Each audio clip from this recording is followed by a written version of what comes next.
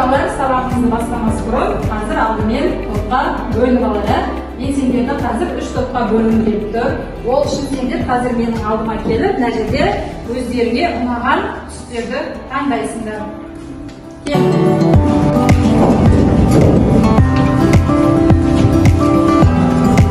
Кеше балалар, өткен сабақты еске түсіру үшін, сендермен қазір бір ойын ойнағым келіп тұр. Ол ойынның аты «Кім жылдам» деп аталады.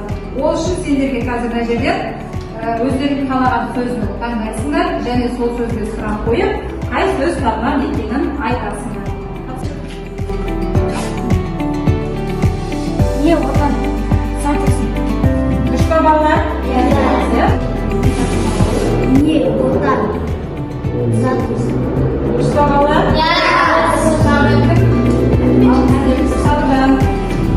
Қандай дәмді? Қай сөз табынан? Сіңесің. Дұрыс па балалар? Солай болса балалар, өткен сабақта үйге қандай тапсырма берілді? Кім айтады? Аян айта қойшы. Үй тапсырмасына 64-ші рет 55-ші жаттығу. Берілген сын есімге бірнеше зат есім тауып айту.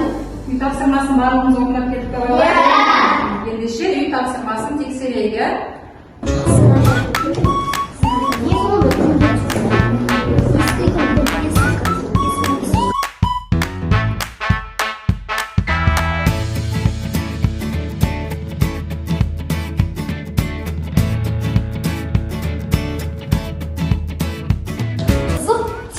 Қызық кино, қызық күн, қызық ойын.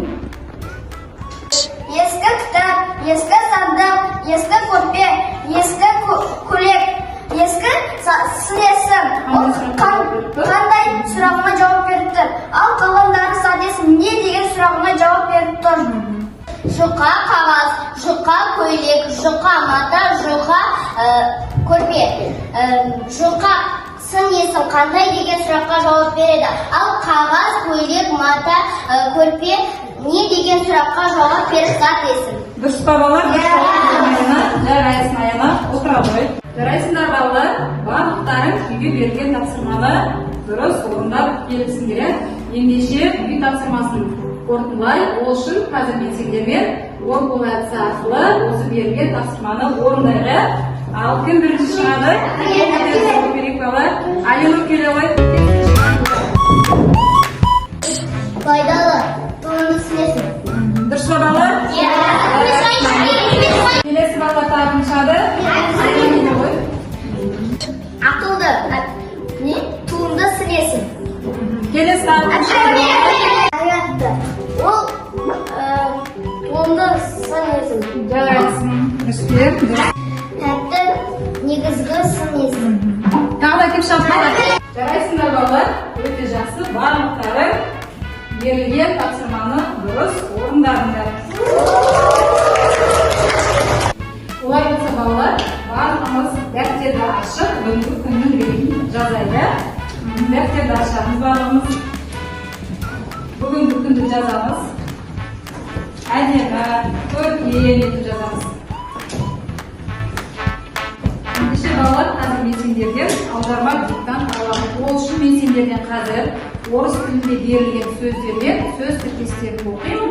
Ал сендер сол сөздерді қазақша аудармасын жазасыңдар. Түсінікті ме балалар? Дайынбыз ба? Ал ендеше қаламсабымызды алып бастаймыз.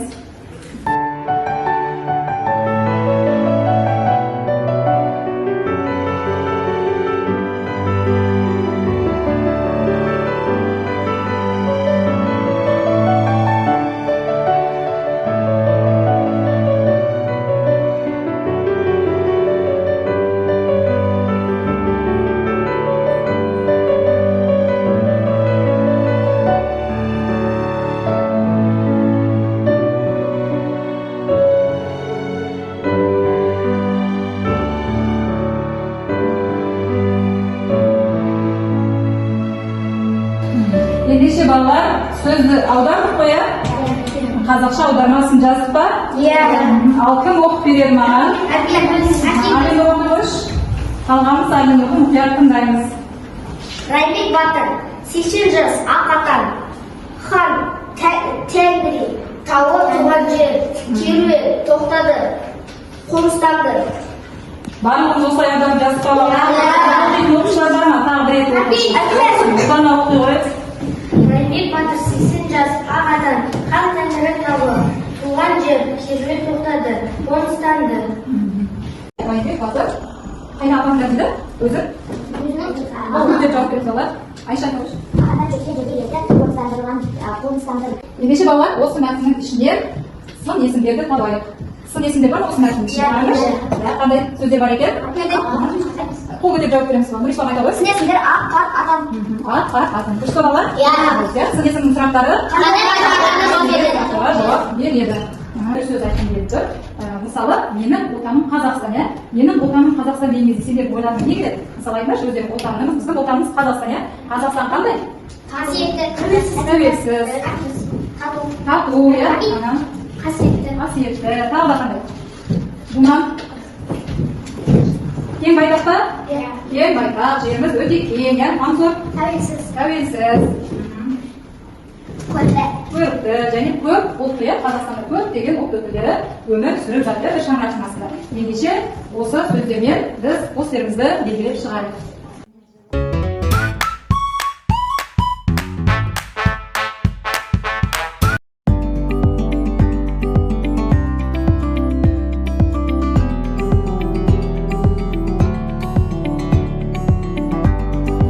Келесі жаттығу жолдарымызда 57-ші жаттығуға назар аударайық. Бұл жерде бізге мақалдар берілген. Осы мақалдардың ішінен біз жаңа мәтінді оқып шықтық барлығымыз, иә? Ата кеш өткен жер мәтінінің мазмұнына сәйкес келетін мақалды тауып көшіріп жазуымыз керек екен. Ең алдымен ол үшін біз берілген мақалдарды оқып шығайық. Ал бірінші мақалдан бастап оқиық. Кім бастайды? Али оқы ғой бірінші мақалды. Егіннің жайын еккен білем. Егіннің жайын еккен білем. Айзере оқи ғой. Сен егін ішерсің келем.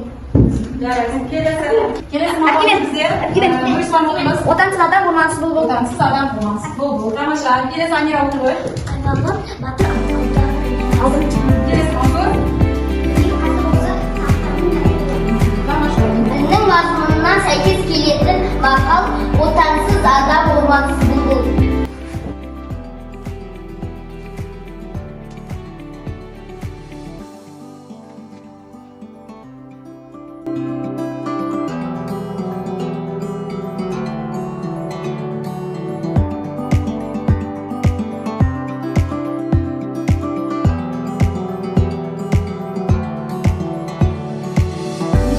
Қазір кішкене серік алайық. Ол үшін қазір есендермен ойын ойнаймыз. Маған екі оқушыдан керек оқушылар. Екі шығар кішкене. Қолданаммен Нұрислам келсін. Бұл жерде бізге сөздер берген.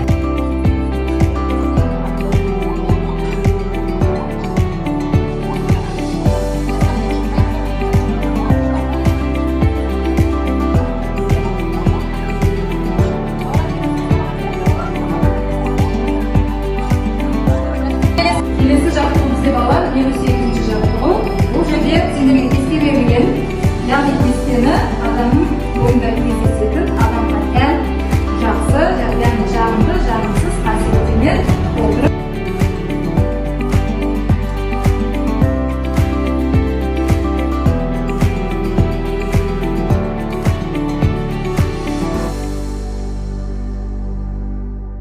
Ендеше балалар, бүгін біз қандай тақырып өттік? Қайталап өтті. Ал сын есімнің сұрақтары қандай? Жауап береді. Ал ережесін тағы бір есімге түсіріп алайық. Сын есім дегеніміз не? Ережесін айтады. Сын есім дегеніміз заңшылық жермен сын сапасын білдіретін сөз табы. Сын есім қандай қайсылықтарға жауап береді.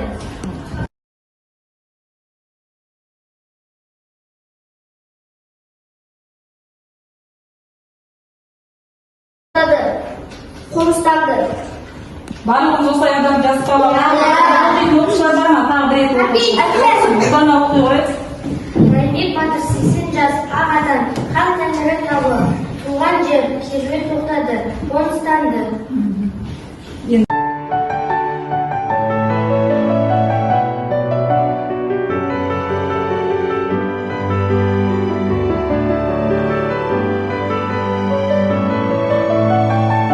Олай болса балалар, өздерінің жазған сөздерінің dürüst аудармасын тексеріп көріңдер.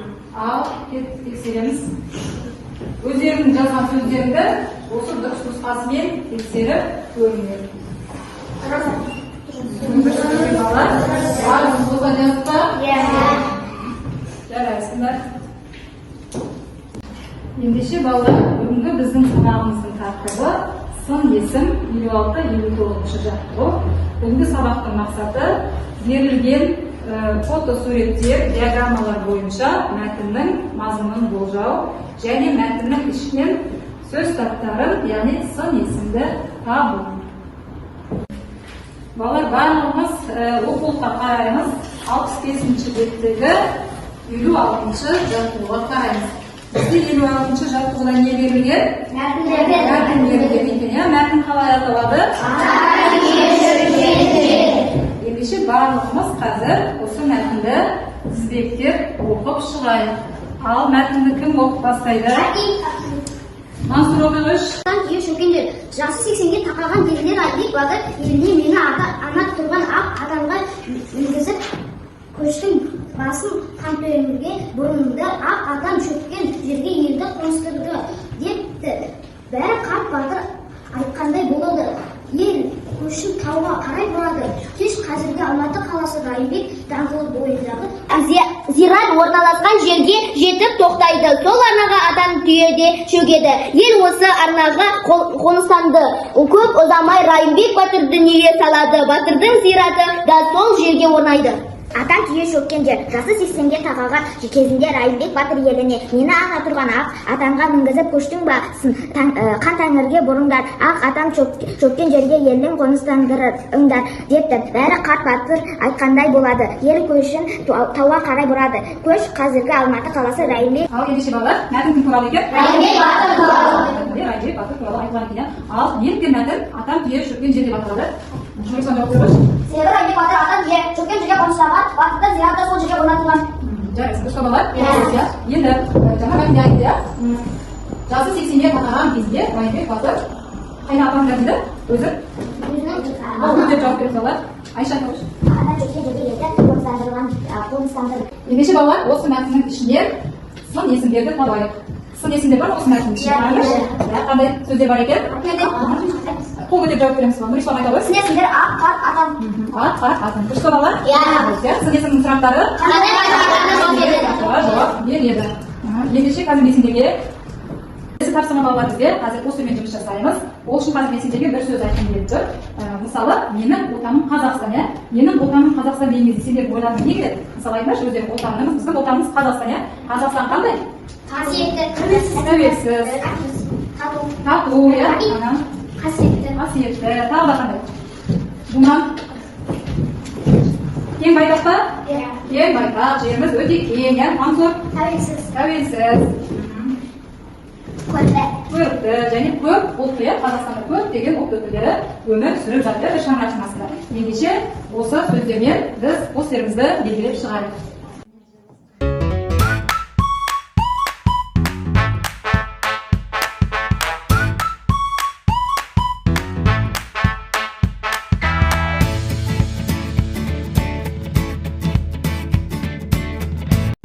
Келесі жаттығуымыз болар бізге 57-ші жаттығуға барлығымыз назар аударайық.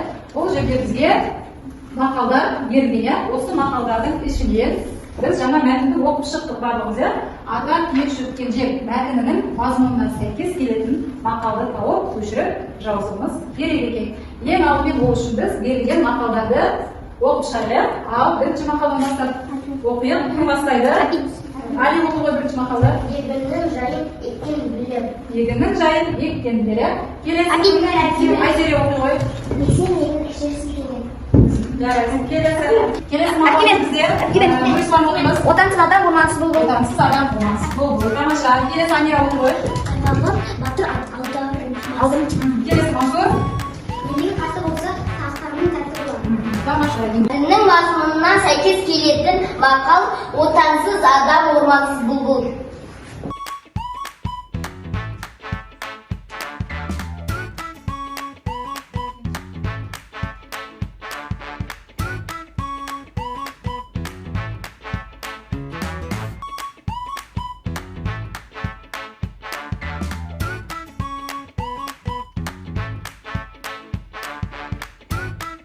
ендеше балалар қазір кішкене серік алайық. ол үшін қазір есептемек ойын ойнаймыз. маған екі оқушыдан керек оқушылар. екі оқушылар кішкене. Ұлдана мен